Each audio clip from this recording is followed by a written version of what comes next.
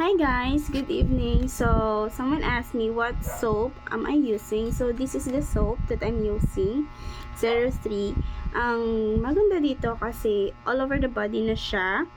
Tapos, pwede siya sa face, pwede din siya sa buong katawan.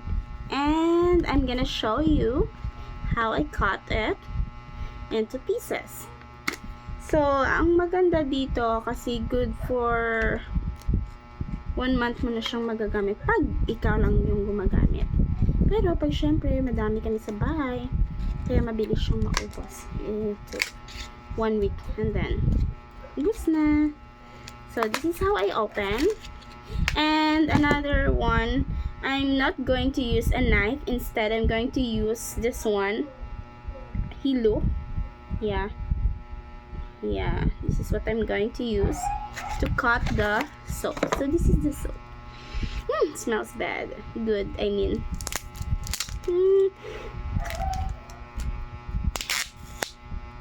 Yeah. So I'm going to cut this into 8 parts. Wow, just like this. 4 from here and then 4 from here. I'm going to show it to you. So for those who want to try this soap, just PM me for orders.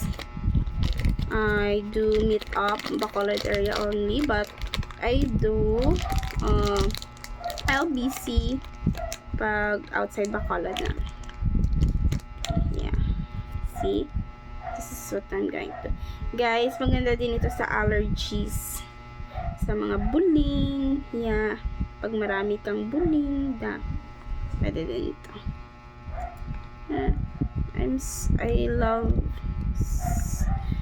this soap so much. Yeah.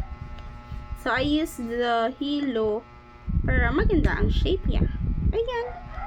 So 1, I'm gonna put here first. Next one. So look the shape.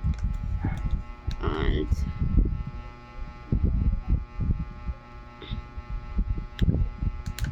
maganda ito kasi 3-in-1 na siya. May kojic, may glutathione, at saka may vitamin C. The question is, pag nagpainit ka, iitim ka ba? No, hindi naman ako umiitim. Kaya yun, proven and tested na to. Kaya every time may allergies ako, ito yung ginagamit ko. Kaya, ayan. Smells good. Mabilis sa akin ito maubos. Kasi all over the body ko siyang ginagamit pati sa face ko. Okay, ayun. So, ayan lang guys. So, this is it. And then, ito siya hatiin lahat. Na-explain ko lang sa inyo paano siya. And then, another one. This is what I'm doing. Hinahati ko din siya sa half. Yeah. So, see? Bango. So, that's it, guys. So, for orders, don't hesitate to drop me a message. So, thank you very much. Bye!